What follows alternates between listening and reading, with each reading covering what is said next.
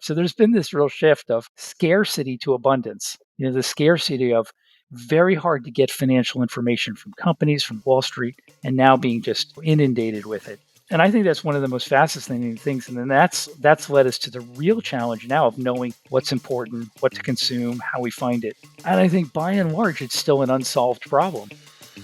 Welcome to Smarter Markets, a weekly podcast featuring the icons and entrepreneurs of technology, commodities, and finance, ranting on the inadequacies of our systems and riffing on ideas for how to solve them. Together, we examine the questions: are we facing a crisis of information or a crisis of trust?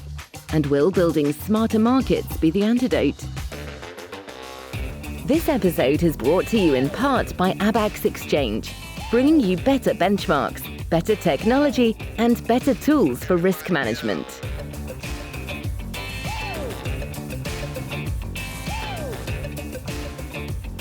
Welcome back to our Smarter Markets Summer Playlist 2023, where we're sitting down with our special guests midway through the year to talk about where we are and where we might be and need to be heading next. It's our beach reading in a podcast. I'm Dave Greeley, Chief Economist at Abax Technologies. Our guest today is Ted Merz, founder of Principles Media and the former global head of news product at Bloomberg. We will be discussing the changing nature of information in our lives and our relationship with it. Hello, Ted. Welcome to Smarter Markets. Good morning. I'm glad to be here. Well, we're very glad to have you here. I've been looking forward to talking with you about information. Often we talk about markets on this show, but today it's going to be about information and how information impacts markets as well. But I really wanted to talk with you about how we create information, how we find it, how we make it accessible to people. I'm old enough that I know that in just my lifetime, I feel like I've gone through this massive transition of living in a world where information was very scarce and you had to seek it out. And sometimes it just didn't exist, until now living in a world where information is abundant and often overwhelming. And I wanted to talk with you about this because your career put you right at the center of that transition. You were at Bloomberg from its earliest days, and you were both an editor and a product manager. And I just wanted to get your perspective. How did you experience that evolving nature of information in our lives and our relationship to it at Bloomberg? Well, again, thanks for having me. And it's something I've been thinking about and working on for 30 years. And to put it in perspective first, I try to remember that when I started my career, which was as a reporter in Mexico the first year, I wrote my stories on a manual typewriter. I typed them out on a manual typewriter. And now, 30 years later, we have ChatGPT, which is just spinning out stories based on a prompt or two. So sometimes we forget how much content has changed in the past few decades. And one thing people I think are aware of, but the volume has also been the real big story, the volume and the access. So when I started writing for Bloomberg originally, it was a small number of people. We did like a handful of stories initially. And then, you fast forward to when I left the company and went from publishing a few hundred stories to carrying millions of stories on the platform. And it's just such a fundamental change in the amount of information and how it's available. And I think something to dive in on, but the big picture is initially we were worried about producing and gathering information. And now we're looking at we have too much information we're trying to sort through and figure out what to do with it. Yeah, and I'd love to dive into that with you because we have as you put it, the information problem's gone from, information simply not being available and having to gather and disseminate it to now it just feels like, it's lost in this blizzard, this mass of other information that may or may not be relevant to us. It feels like we're often trying to find that needle in the haystack. And as an editor and a project manager, how did you try to make sure that people would be able to see the big and important stories? And maybe I should ask first, are those even the same thing? What makes a story worth writing and what makes a story worth someone seeing? That's a really good question. I mean, I think traditionally we've had, reporters have used their news judgment to decide what to write about. They do interviews, they read topics, they come across information. And then a lot of the role of a journalist is to determine what's significant and then how to frame it so when people read it, they understand what they're looking at and what's important.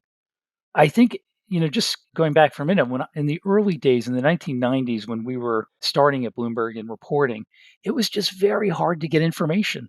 And I know you focus a lot on markets. So let's talk about the financial sector. If we wanted information about a company, the only source was, calling the company, entirely dependent on getting information from them. The second was, Wall Street research and reports, which were at that point very hard to get and very restricted in access. So we spent half the time trying to get people sources to give us the reports from Wall Street so that we could write up content about them. Now it's like you're on the other side of the thing where people are pushing you all kinds of content saying, please write it up, please write it up. So there's been this real shift of scarcity to abundance. The scarcity of very hard to get financial information from companies, from Wall Street, and now being just, inundated with it. And I think that's one of the most fascinating things. And then that's led us to the real challenge now of knowing what's important, what to consume, how we find it. And I think by and large, it's still an unsolved problem. I mean, one thing I think people don't really know about the information they read and what's put out is it is still largely ranked either by the publisher putting some kind of a tag on a story saying it's important or valuable, or it's on the front page would be a way to do that. Or it's ranked because a lot of people read it by readership. And we don't really have good algorithms yet or good technology to determine what we should be reading. And that's particularly true in finance because in the financial markets, people want things immediately. It's milliseconds. It's not like it'd be fine if you could wait a day or half a day or a few hours because then other people will read it. The story will bubble up in the sort of a trending algorithm. But if you can't wait, we don't have good mechanisms to determine what to read. And there's kind of three ways to do that. You need to know that something is new, which what engineers call novel. Like, has it ever been published before? The second is it important? And third, is it relevant? So breaking those down a little bit, you might have a big story that is new about Kim Kardashian doing something in Hollywood, but for financial markets, it wouldn't be important. And it's all, but by importance, I always say it's the lens of the reader a little bit. So Mm. it's important to somebody, but if we're just talking about finance for a minute and financial information, you can have things that are new but not important. And then you can have things that are new and important, but are they like relevant to what's happening right now? And are they going to move the stock market, the price, and so forth? So those are the things I think it's people are still working on, but they're still remarkably unsolved.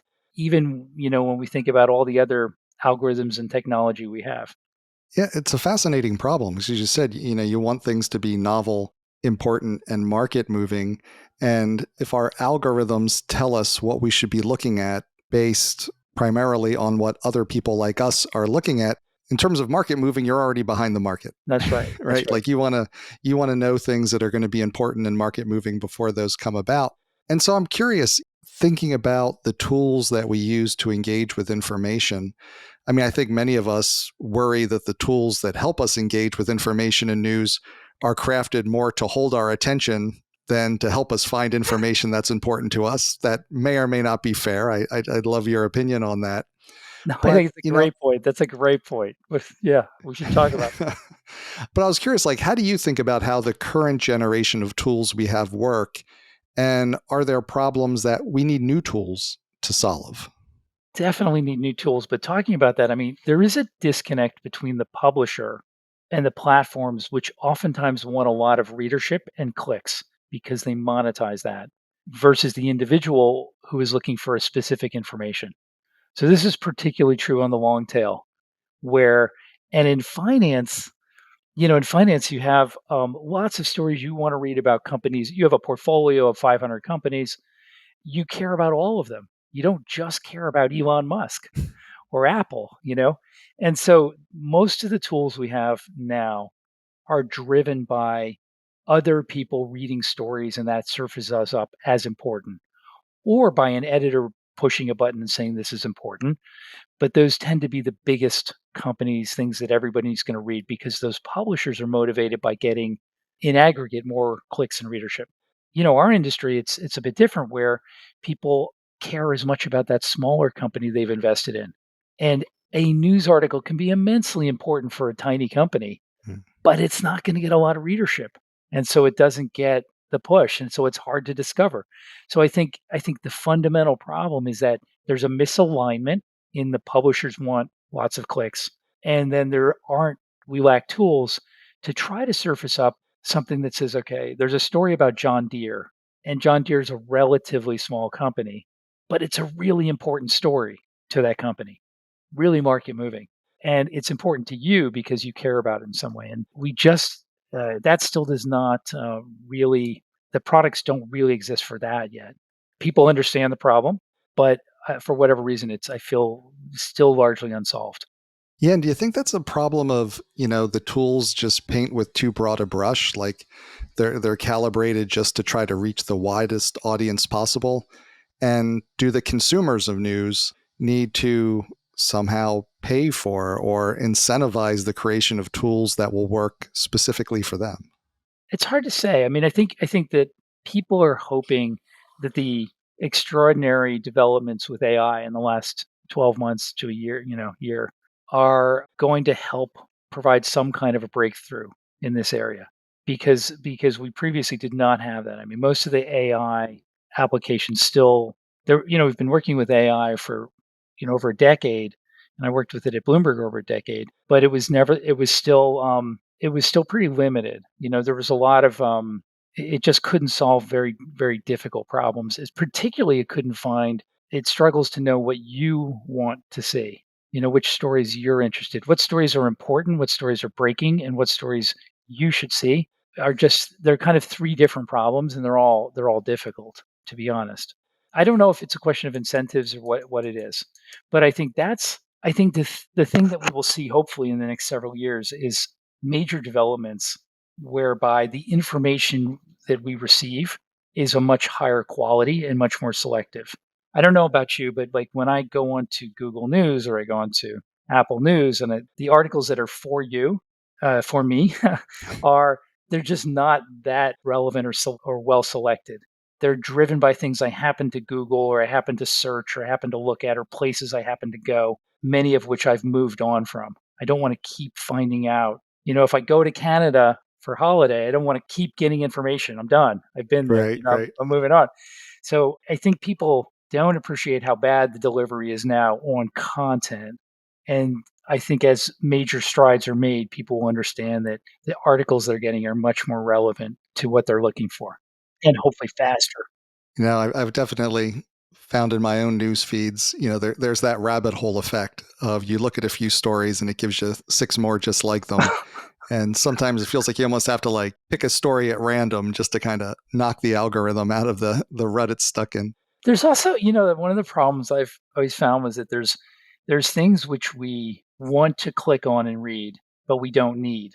And then there's the things we need. Mm. And when you're talking about professional information, it's a real big problem because, again, I'll click on the Kim Kardashian story. I'll click on the Elon Musk story because he's famous and he's in the news. And I don't really need to know that story professionally. And so that's the danger and I think people don't appreciate this enough is that oftentimes we read things that what we need from information is different from what we actually click on and read. Fundamental problem. I read a lot of things I don't really need to know or don't even want to know. But it's like watching a bad movie. I don't want to, I watched it, okay. But I think people underestimate, particularly in engineers, will think that, oh, if I clicked on it, I means it's a vote of confidence that I like that thing Mhm. or I'm endorsing it. And that's not true, necessarily. Yeah. So it sounds like definitely need tools that can help us with a different approach. I was curious, do we also need new types of data? There's so much data out there, obviously, but is it in formats that just make it difficult for us to find what's important to us? God, I think we're on the edge of a data revolution that most people don't see coming.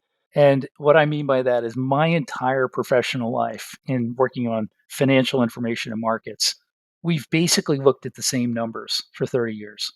Non-farm payrolls, earnings per share, all of that data is for the most part gathered and published by some kind of official institution, the government or a company or an organization, and it's structured and it can be processed easily. But most of it is maybe not that accurate, very delayed. So what's interesting to me is, we're now in this place where a lot of individual companies have incredibly rich data, but it's not structured, it's not organized, it's not accessible with an API, and it may be useful for a market that people that they don't know. Okay, so like to give you good examples, Foursquare had gathered data about foot traffic in and out of Apple stores, and it's like they can predict pretty well how well the new iPhone is going to sell based on the number of people entering the store, which is super obvious, right? But what's the point of that story so interesting is that that data is used to be controlled by Apple. Apple used to be the only one who knew how many people came in and charged their phones. And so whenever Apple felt it was appropriate or convenient, they would release that data. Certainly not real time. But so if you can look at foot traffic in and out in real time, you can have a much faster and more accurate and independent understanding of how that product's going to sell. That happens with so many other things. The there's a company called Castle, which provides most of the technology for companies to have badges for employees to swipe in. And so they were sitting on this data set where they knew how many people were in and out of offices in every city in America. And that data was not particularly interesting until suddenly the pandemic hit and everybody wanted to know who's working from home, what are the occupancy rates, and suddenly they were the ones with the definitive source of data, which otherwise you would have had to go to each individual building and each individual company and aggregate it. So if you think about that as a paradigm, where we are now is a lot of organizations and companies have amazing data sets which could be very predictive of the economy and of corporate earnings and all sorts of other trends, but the data is not at this point, mostly organized, structured, delivered, accessible. And so I think the next set in the next 5 years or so, what we're going to see is that becomes more accessible and it's built into platforms and applications. And it becomes much more the kind of data that financial markets will trade off. Right now, they trade off what everybody has. So I think that this is going to be a huge change. And one of the things with content, this is going to be more content because if you have data, it's hard to access it. The easiest way to make it accessible is to use some of the AI technology and generated automated news or automated tweets or automated textual content, which can be delivered in a way that's then super accessible to everybody. Anybody can read that and say, okay, I understand that even though I didn't know about card swiping, I understand the implication because the text can explain it. Right. So I think we're going to see huge explosion of. I mean, the data is already there. It exists, right? It just hasn't been harnessed. And the data is a fascinating piece of the story, right? Because there's likely so much value sitting untapped in the information that companies and individuals hold that they might not realize it until someone shows them how to use it or events come together like COVID. And as you said, like, Yeah, oh, suddenly the fact that we know who's going into office buildings, which normally isn't terribly interesting to the wider world, most now it's people. Yeah, very interesting because people yeah, want to know how many people are going to the office, how many people are working remotely. And, there's like this interesting chain that we work along in markets where you start off with the publicly accessible data points that everybody knows are relevant and market moving, whether it's an earnings announcement, whether it's non-farm payrolls, whether it's inventory numbers in the commodity markets. And then we start to work back to, okay, what can I use to get an edge? What can I use to know better than others what earnings will be or non-farm payrolls or the right, inventory number? I remember in the commodities markets, it started off with in natural gas, it was okay, the number, the inventory number each week matters. Okay, can we use the weather to help right. predict that? Sure, sure. And then it was, can we start scraping websites Right, of utilities to know how much gas is flowing? And then as people get better and better at that, and now you can go on Bloomberg and a couple keystrokes and you have access to all that information that was harder. We kind of move back along this chain of predictability. And I guess the interesting question is like, as we do that, it seems like we're getting to the realms where more and more people, more and more companies will have that important, valuable information and might not realize it. And is there kind of a democratization of how do people get value for this data that they have? Because I think we've lived in a world where it's kind of been collected, it's been more centralized, collected and sold. Absolutely, absolutely. I mean, I think the important way to understand this is that the important trend here is that companies and organizations are losing control of their ability to define a narrative. So let's start at the other end of this first, which is if I were a company, I used to be able to tell investors, here's what's going on. And I controlled the data, I controlled the narrative. Mm. I think the most important thing, going back to your commodities examples, detecting energy flow and detecting weather and all that, is it that information now increasingly will live outside the company's ability to sort of define that narrative. Other people will have access to information that is extremely relevant and indicative of the performance of a company or an organization or a government or a city or what have you. I mean, that's, I think, a good way to start when you think about it, because we just don't know who has that information and what will be relevant. Like, to give you an example, there's a company that organizes the pitch decks that founders send VCs. Okay, so they've created a process. If you're a founder, you submit your deck. The company distributes it and so forth. But they discovered along the way that they have this metadata of how many decks are coming in each week, how many Hmm. founders are pitching each week, how many decks are opened, how many VCs look at them, how much time they spend. So the average VC spends like 2.5 minutes on a deck, and they even know how much time they spend on each slide.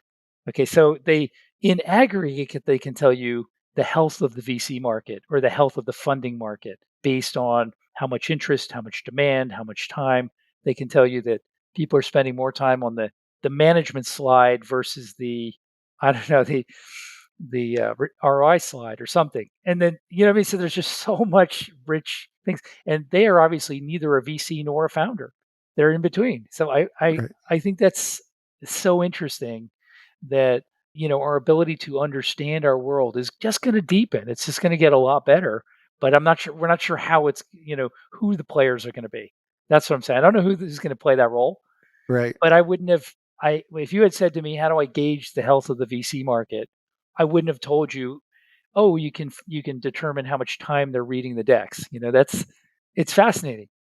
No, there's a really interesting like entrepreneurial role in going out and seeking information and then being able to get paid for the efforts. Like I love talking technology because there's always the hopeful, optimistic good part, and then there's the scary dark part. So I'll bring up the scary dark part, which is there's so much value in monitoring each of us and what we do.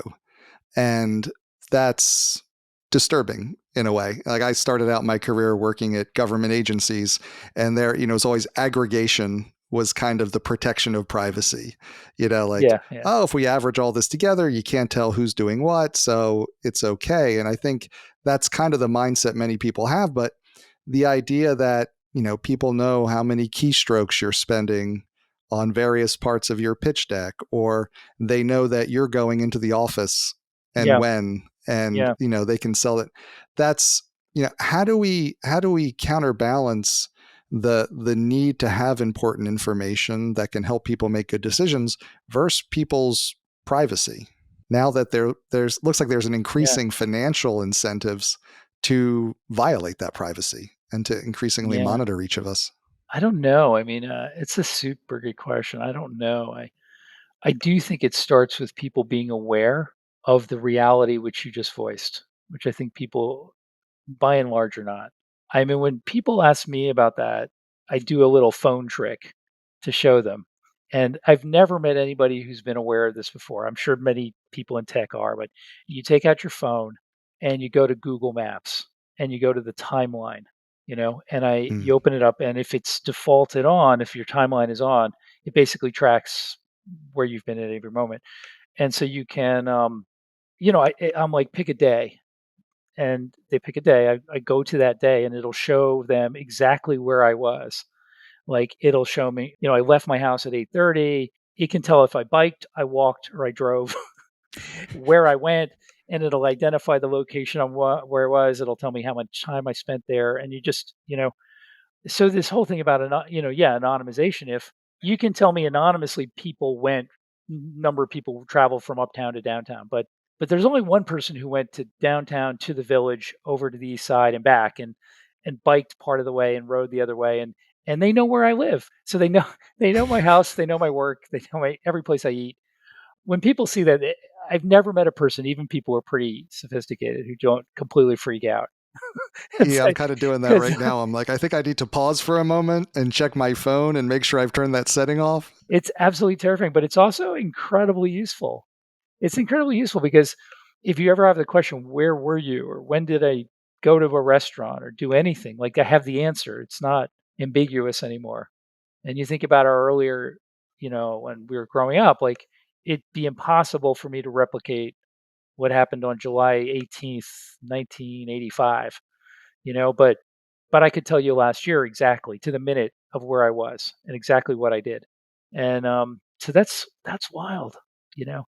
And if you aggregate all that, you just know everything about everybody and trends and everything. So I don't know what the answer is to that, but I feel like it starts with, if people more if more people tried that out, they would lose their mind. It's I've kind absolutely of lost terrifying. mine. I don't know where to go after that. So maybe I'll shift gears. Because the other thing I wanted to explore is something you brought up earlier, which is once we find the information that we need, information that's novel, important, market moving, if we're in the financial markets, how do we make it accessible to a human brain that is often overwhelmed with the amount of information it's expected to process Yeah, every day? Like, how do we make all this information out there more accessible to our minds? You raised artificial intelligence. I'm curious on your thoughts on the role this may play. Does that come to the yeah. aid of human intelligence in making this accessible? It's an interesting question, and most of the efforts have been kind of old-fashioned blocking and tackling, sometimes with new tools. But to give you an example from my days at Bloomberg, there was, the FDA, which regulates drugs and so forth, would periodically approve a drug for a new purpose. They did so by updating their website. So nobody has time to just sit and watch the website all day. But what we did, and even if it came up and it said this drug is approved for a new purpose, normal humans wouldn't know what that meant. There were like a handful of analysts in the world who understood that the addressable market for that drug and the importance of it. So you would see something, even if you saw the news, you wouldn't know what it meant. So this is a good analogy. What Bloomberg did was they built a scraper. They scraped the website every few seconds. When a new thing popped up, they pulled it up. They read the drug, and then they matched it with databases to know that that drug's made by Merck. That drug has addressable market of $5 billion. That drug moves the needle, so on. And then we wrote scripts that would automatically produce a news story that said Merck's new drug XYZ is now approved. The market is this. This is a deal. This is a deal. And all that was set up, as a automated prompt. So that's a good example of, like, one thing is new. How do you bring and make information accessible? I think automated news is a part of that solution, combined with databases and domain expertise that help you explain what it is. Because I think in the new world, there's all this data floating around that you don't know what the implication is. And basically, what I'm saying is that in the past, we had a very small number of analysts who would identify that, and they were like, Brahmin who brought it down from the mountain and told you, here's what it is, right? So that technology really democratizes the ability of more people to take advantage of a kind of decision by the FDA. That's one example. I think, like, websites and lots of platforms have developed a lot of good dashboards and visual cues. And I mean, I think the thing Google does with when you go to a restaurant, they give you the heat bar of like how busy it normally is, and maps and all, I think, are genius. So I mean, I think most of them are like solving a problem. It's just like step by step. You have this information. How can we get it to people? Could it be an icon? Could it be some kind of text solution? What is it? So I don't think it's anything too radical. It's an endless struggle with how can we get people to pay attention. But now we're a little bit overwhelmed. You've got alerts, you've got 18 emails, you've got so I think that's the solution of delivering it just is one by one addressing one opportunity after another. I don't think there's anything magic. Yeah, you got all sorts of thoughts going in my head now. It's really interesting to think that right now, the important information is in essence, hidden in plain sight. Absolutely, Like yeah. it's out there. If you knew to look at it, it's not that hard to find it, but you got to know to look. Yeah. And, I think about it going back to when I was an analyst at Goldman. And, there a lot of your role is kind of understanding what's going to be important, contextualizing it, putting it out there for clients to see. And it made me wonder, like, when you think about the evolving role of information specialists in that way, people that can recognize the thing that's hidden in plain sight and that's important, how involved are they in developing these tools? I think there's probably a lot of fear that they're being displaced by them, but it seems like you need people that understand what's relevant, what's important, what's market moving to be involved in crafting those tools, or else, probably the engineers, through no fault of their own, default to things like, well, if everybody else is looking at it, you should probably look at it too.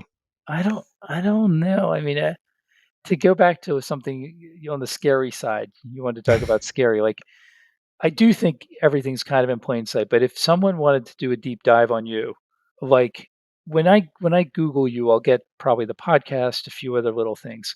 If I knew how to really use information, I could know everywhere you've lived. I could know what your mortgage is. I could know what you paid for your house. I could know you're married, divorced, kids, family. Like all that's out there in different databases, and it's hard to search right now. But one thought I have is that so let's use that as an analogy. If a human went through all the steps of looking you up every place, they would then what would they do next? They would compile a report and they'd say, "Here's everything we know about you," Right. and there'd be some kind of the output would be some summarized thing. So I think that's kind of where we're headed with information. Where we're in the moment right now where there's so much has been gathered, but it's all over the place, and there's a small number of experts who are good at finding it and then good at kind of aggregating and summarizing it. But it's mostly manual. And the really interesting thing is going to be as those get processized and productized, and like you can push a button and get the report. Here, you get a report on the person, and it's got all that information. And I use the personal example because it really resonates. But again, you could do the same. And I think a little bit of what we see with ChatGPT is that where I need a report about the Ukrainian grain situation, and if done well, it could pull all that information, summarize it, and make it super accessible. But there's a lot of work to get there. Again, because the information's all over the place, and you need experts. I think you asked what's the role of the person. I still think there's tremendous gap in being a domain expert, like being an expert in your field.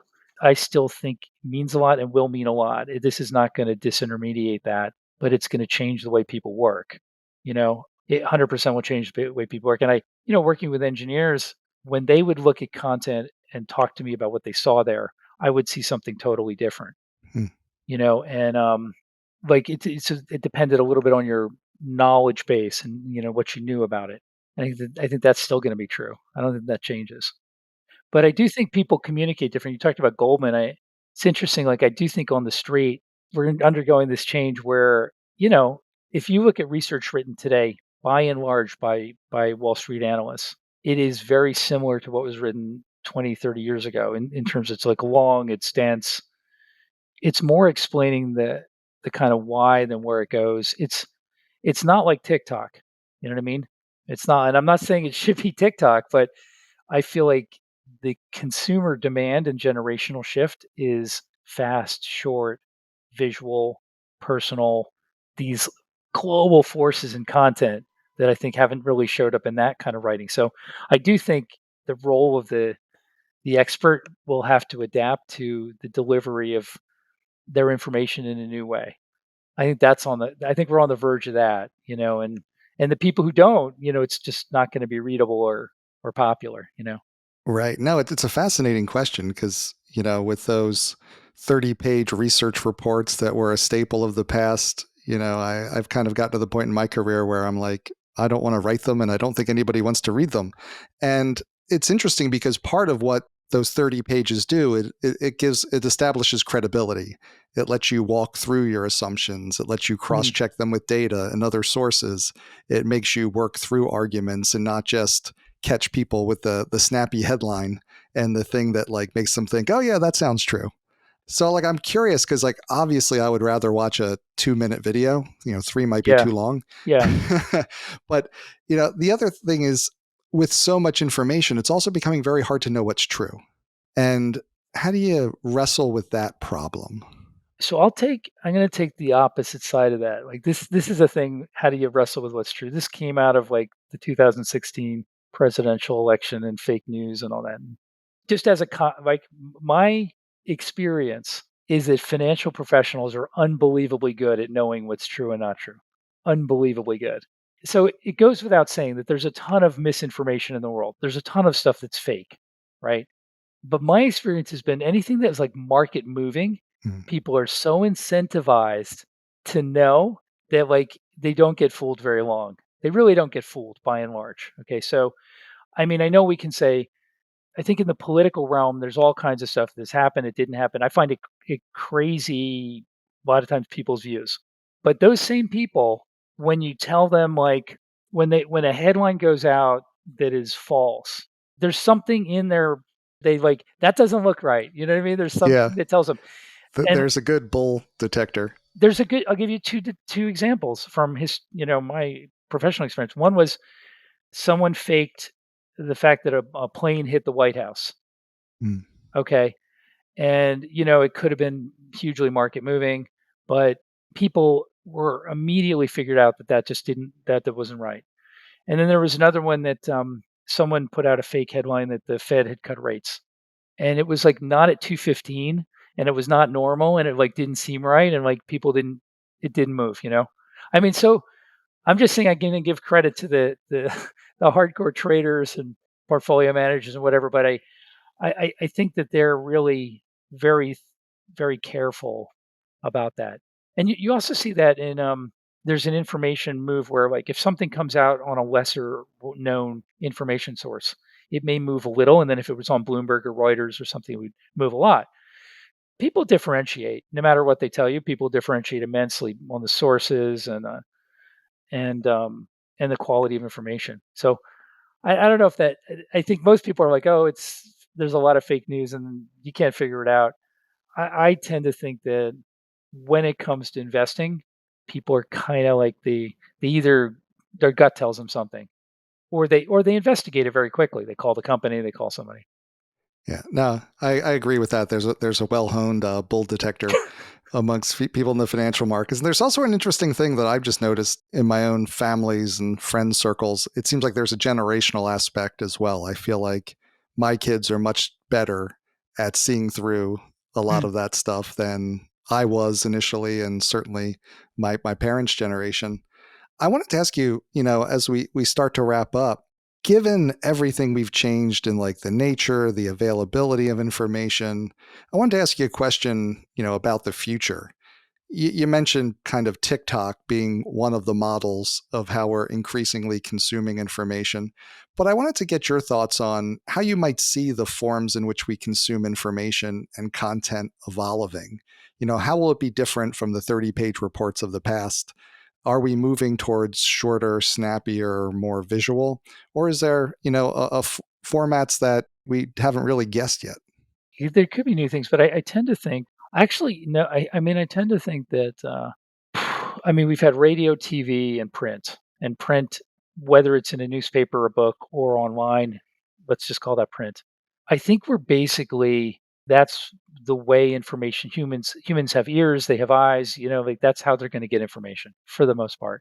The formats, to me, the most shocking thing that people haven't really absorbed is the enormous change in format that's kind of in the last 7, 10 years. Okay, I mean, if you go back and read a New York Times article from 1900, it's recognizable to a New York Times article for 2005, Mm. 2010. They're not that different. 800 words, similar. I mean, it's a little bit different vernacular and feel, but basically it's the same kind of thing. Okay, so in journalism and actually in research too, we wrote and delivered very similar ways for decades and decades and decades. And so I think what I take away from TikTok is not that Goldman's going to be doing TikTok research. I think they extrapolate what works on TikTok, which is it's faster, it's visual, it's shorter, a lot shorter, and it's personal. Personal is a big thing. In the past, Wall Street would be like the firm thinks this. This is the firm Mm, view. right. I don't think so anymore. I think people want to know what Jim O'Neill thinks or Barton Biggs thinks or Michael thinks. They want to know like for the person. So I think personal is a kind of new development that's very TikTokian, fast, as I said.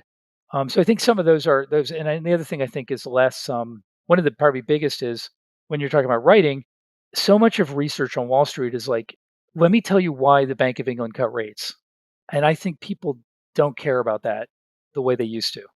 Even in the marketplace, the professional people, they're like, I think you're the expert, so you know why they cut rates. I don't really care why they cut rates. Tell me what's going to happen, what I should do about it. So there's been a kind of subtle shift from explain to me, why Walmart trades at 12 Right. times earnings to what do I do about that? You know, it's like move from academic to I don't know, action or something. So I think underneath the hood of like you still have text and radio and TV, you've you've got some pretty big changes of how people actually convey what's going on. And I think that's where I see the real change. It's just a different kind of writing, it's a different kind of communication. And I think that if people don't, it's like, you go back, you read Shakespeare, it's hard to read. I think if we go back and read some of the old research from the 90s, it's going to be like, look back and be, wow, that's pretty tough sledding, you know? That's So a lot of work. it's a lot of Yeah, work, and no. I don't want to work that hard. So Everything you're saying is resonating with me. I feel like I spent the first few decades of my life being taught to write impersonally in the third person. yeah, yeah, yeah. And then the last few decades of my life being told that's crazy, just write in the first person. Use I So statements. why do you think that is? Like, why does that resonate more? You know, it's interesting. I think when I was younger, it was almost like you were supposed to take yourself out of it, and that would make it objective. Like it was about the facts, it was about the reasoning, it was about the thought process, and it was seen almost as like more scientific, objective, detached. Right, And I right, think more recently, as you said, people want the authenticity. They want, tell me what you think. right, And it's almost like they're judging the veracity of what you say by their opinion of you and your reputation, yeah. as opposed to having to understand the arguments and logic behind it. And I don't know. I don't know if that's just a things change over time. I don't know if it's people are so overwhelmed they don't have time to be DIY experts in everything. And it's like, just let me find someone I trust, let them tell me what they think, and then let me choose whether I'm going to act on it or not. I think I would give you one other idea, which is I think in the past, this notion of being objective, the firm's view, the Right. house view, whatever, people thought that was the way to go. And they thought if you were personal, it would be biased. But I think the readers got to the point where, wait a minute, like everybody's biased, everybody's got a view. I actually just want to know what your view is. And that's fine. I want to know this is Jim's view or Bob's view and I think that's a real big shift. It's very subtle, but it's a big shift. That's a great point. And people are just I always found readers way more sophisticated than the writers oftentimes think they are. Do you know what I'm saying? Like Yeah. the readers kind of know that you have an angle. They know the Times has an angle, the Journal has an angle, and just give me, tell me what you can tell me, and I'll work it out. But going through the gymnastics of pretending it's not your view, it's like the third person or something. Right. I feel like it's just fallen out of favor. Yeah, and I think if you put yourself in the piece, it's actually more credible because people are like, okay, I know where that person stands. Yeah. I And I don't, can judge them as a and I can person. judge them as a person. I'm capable of doing that. One more fascinating change. Thanks. I mean, you spent so much time with us. It's really, really grateful for it. You've terrified me. You've gotten me to think. So this is really, really great. Before I let you go, for this summer series, we like to think of it as our beach reading in a podcast, a way to kind of open up our minds on topics we might not normally be thinking about every day. And in that spirit, I've been asking each of our guests what is on their personal beach reading list this summer. And so I was curious, what are you reading this summer, Ted? So I'll give you 3 books. I just finished a book which was fabulous. It's called Migrant Chef. Mm, It's by Laura Tillman, and it's about this Mexican chef named Lalo Garcia. and he's, famous globally. He has one of the top restaurants in Mexico City, but his life story is extraordinary. And he came to the U.S. illegally, crossed the border illegally, worked in, picking fruit and vegetables in the fields growing up, and then had this just unbelievable capability to make food. And he worked in restaurants and became a chef. And there's a lot of back and forth. And he ended up back in Mexico in this exalted position. But really, just an amazing, amazing story. The other two I'm reading one called Crazy Horse and Custer by Stephen Ambrose. He's the guy who wrote Band of Brothers. And it's kind of obvious. It's about Custer and Crazy Horse, but it's about the Indian Wars and the 1850s through 1880s in America, and like just great history that we probably don't learn enough in school, and super fascinating. And the other one I picked up is Dexter Filkins' The Forever War. The Forever War is, I guess, about America in Afghanistan and Iraq in the last 25 years. And so I kind of tend towards history, as you can see. History biography is what I like to read. It's a great list. I have to head down to the library or the bookstore. Thanks so much, Ted. Really appreciate you being on. Great. Thanks for having me. Thanks again to Ted Merz, founder of Principles Media and the former global head of news product at Bloomberg. We hope you enjoyed the episode. Join us next week as we continue our Summer Playlist 2023 with our next special guest. We hope you'll join us. This episode was brought to you in part by Abax Exchange. Market participants need the confidence and ability to secure funding for resource development, production, processing, refining, and transportation of commodities across the globe, with markets for LNG, battery metals, and emissions offsets at the core of the transition to sustainability. Abax Exchange is building solutions to manage risk in these rapidly changing global markets, facilitating futures and options contracts designed to offer market participants clear price signals and hedging capabilities in those markets essential to our sustainable energy transition. Abax Exchange, bringing you better benchmarks, better technology, and better tools for risk management. That concludes this week's episode of Smarter Markets by Abax. For episode transcripts and additional episode information, including research, editorial, and video content, please visit smartermarkets.media.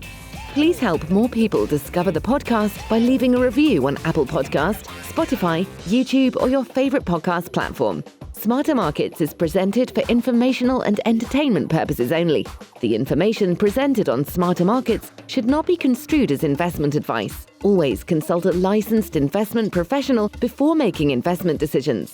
The views and opinions expressed on Smarter Markets are those of the participants and do not necessarily reflect those of the show's hosts or producer. Smarter Markets, its hosts, guests, employees, and producer, Abax Technologies, shall not be held liable for losses resulting from investment decisions based on informational viewpoints presented on Smarter Markets. Thank you for listening, and please join us again next week.